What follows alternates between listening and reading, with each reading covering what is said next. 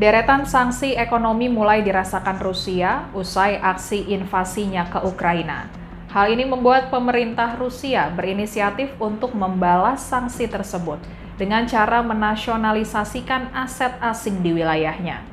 Dalam usulan yang disampaikan oleh mantan presiden sekaligus pejabat tinggi keamanan Rusia, Dmitry Medvedev, pihaknya menyerukan perintah untuk para pejabat Rusia agar segera menerapkan nasionalisasi aset dengan cara menyita segala properti maupun dana asing, baik milik perorangan atau perusahaan yang berlokasi di Rusia. Nantinya nasionalisasi aset tersebut akan berlaku bagi seluruh warga asing yang tinggal di wilayah Rusia, termasuk aset properti dari rivalnya, yaitu para imigran Amerika Serikat hingga Uni Eropa.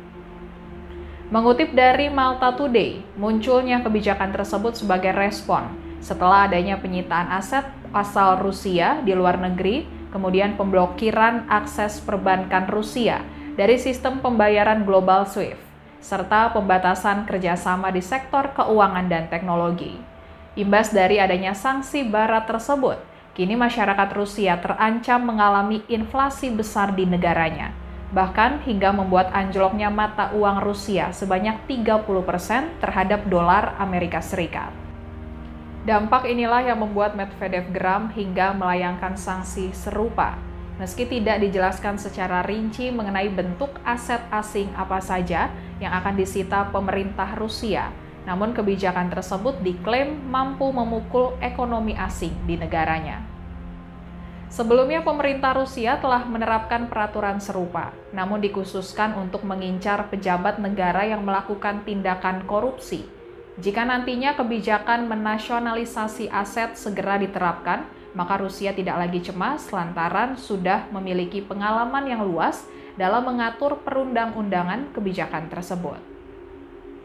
Sementara itu, Majelis Umum Perserikatan Bangsa-Bangsa atau PBB mengadakan voting tentang resolusi yang menuntut Rusia menghentikan invasi ke Ukraina serta menarik seluruh pasukannya yang dilakukan pada Rabu 2 Maret 2022 waktu Amerika Serikat. Negara-negara anggota PBB mengeluarkan sikap negara masing-masing. Hasilnya, mayoritas negara anggota PBB setuju mendesak Rusia menghentikan perang. Resolusi tersebut disetujui oleh 141 dari 181 negara yang hadir. Sementara 35 negara memilih abstain dan 5 negara lainnya menolak, yakni Federasi Rusia, Belarusia, Korea Utara, Suriah, dan Eritrea. Negara yang memilih abstain diantaranya termasuk India, Iran, Cina, Afrika Selatan, Laos, dan Vietnam.